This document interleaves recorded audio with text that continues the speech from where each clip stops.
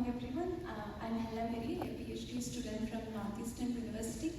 First of all, thank you for this opportunity to present my work on Intra-Discal delivery of RhoA Activator for the treatment of intervertebral disc degeneration.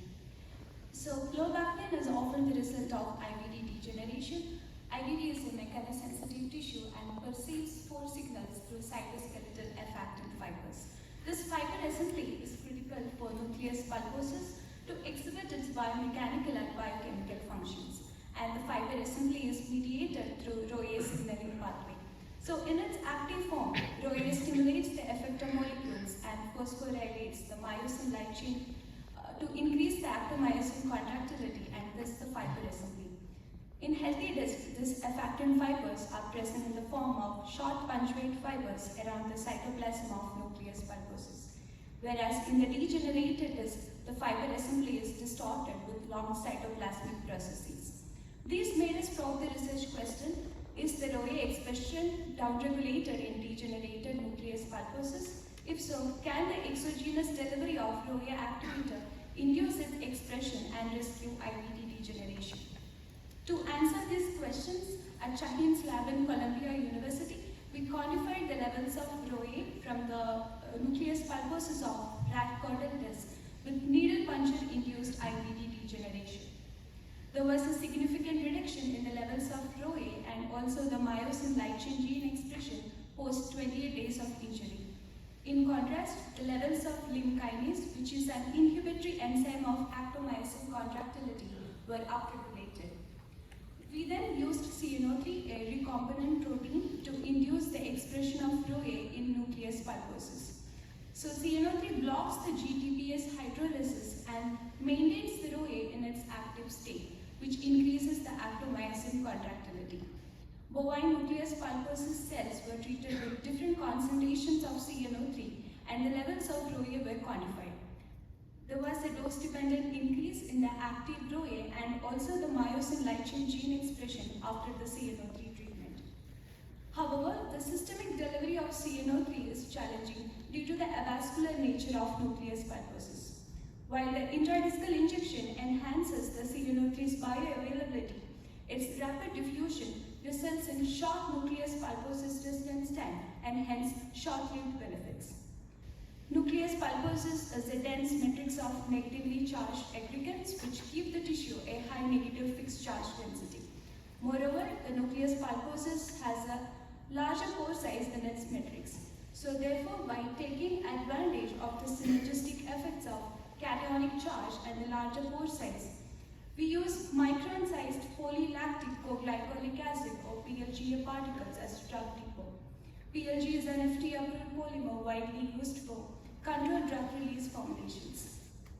Hence, by harnessing the electrostatic interactions with the anionic aggregates and steric hindrances, our approach is to design cationic PLGA particles that enable a month-long nucleus pulposus retention and sustain CNO3 release with a single intradiscal injection. So the drug-loaded microparticles were synthesized using the double emulsion method, and the encapsulation efficiency of CNO3 in these particles was 75% with an average size of 8 microns. However, the in vitro release kinetics from this PLGA formulation resulted in 65% burst, and CNO3 was completely released in a week's time. So we further optimized the formulation to reduce the burst and achieve sustained release. For this, we tuned the formulation parameters such as by increasing the viscosity and also by reducing the volume of water phase 1 in which the CNO3 is dissolved, and also by controlling the temperature of the solvent evaporation. And these changes resulted in an optimized formulation that retained the drug at the core of the particle rather than distributing them throughout the bulk as shown in the image. And this optimized formulation improved the encapsulation efficiency to 80% without affecting the size. Moreover, the optimized formulation reduced the burst from 65 to 13% and provided a sustained release for more than 30 days.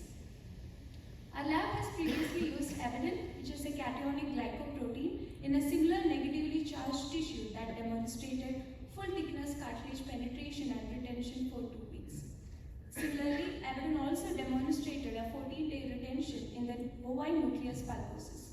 So to design cationic microparticles, we anchored abaddon on the surface of PLGA particles using biotin-abaddon strong non-covalent interaction, which was then confirmed by the dual labeling. The net surface charge on the particles was also successfully reversed from -26 milli-electron-volts to slightly positive.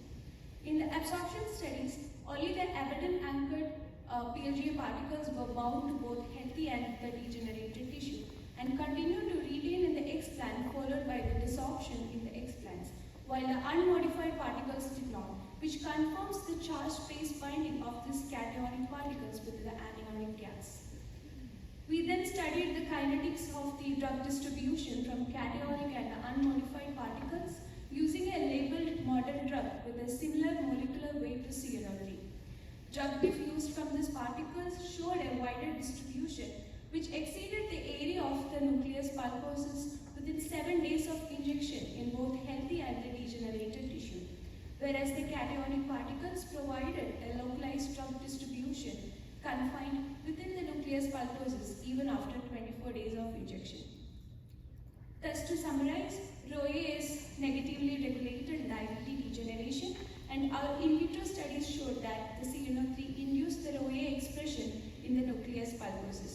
We then therefore developed engineered PLGA microparticles that conferred a month-long CNO3 release without losing its bioactivity. Moreover, the abaddon-anchored cationic particles showed a month-long retention and also provided a localized drug distribution in the nucleus pulposus of both healthy and degenerated tissue. Our next step was to evaluate the efficacy of the CNO3-loaded cationic particles in an injury-induced rat model of degeneration.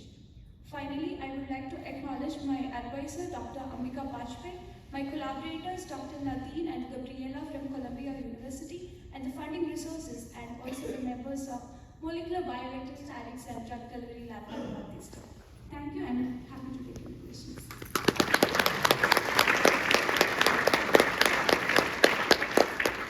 Papers open for questions.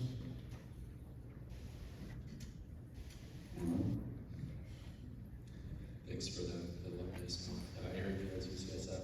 Have you measured RhoA levels in human nucleus pulposus cells with different states of degeneration? So we have measured the levels of RhoA from the rat, like the injury-induced model of rat, but not from the human nucleus pulposus. But from the literature, we know that the fiber assembly of this affecting fibers is distorted in the human nucleus pulposus, but we haven't really measured it from our experiments. And I guess I'm wondering if there is a downregulation in human nucleus pulposus cells, does this mean that there's like an optimal stage for this treatment, an optimal stage of degeneration, or could it be applied at any time? Did you mean like what would be the optimal time of the intervention? Yeah, so is there a particular, for example, vertebrae where someone would be a good candidate for this or not a good candidate for this? So I would say that the time of intervention would be an early stage of degeneration because the target for the CNO3 is the presence of the nucleus pulposus cells. So the cell density declines with the progression in the degeneration. So it would be ideal to have an early intervention. Thank you. Hi, I'm Mohan from Britain. Could you please comment on the size of the microparticles? Like, will it be small enough for the uptake? Like, will it be uptaken by the disc cells or maybe captured by some other cells? Like, it's very small. It seems below 10 micron. That's why I'm just concerned. Particles. We expect that the particles are not uptaken by the cells because these are in micron size. Rather, the drug released from the particles are uptaken by the cells. Yeah, that's what I was actually suggesting, like concern that is it small, like below 10 micron and all, will there be any chance for the uptake by the cells? Like generally we use 40, 50 or maybe around 100 micron particles for drug delivery, sustained delivery. So since we have the abaddon anchored on the PLGA surface, we would expect to see that these particles are interacting with the gas so that they are not uptaken by the cells and release the drug like in a sustained manner.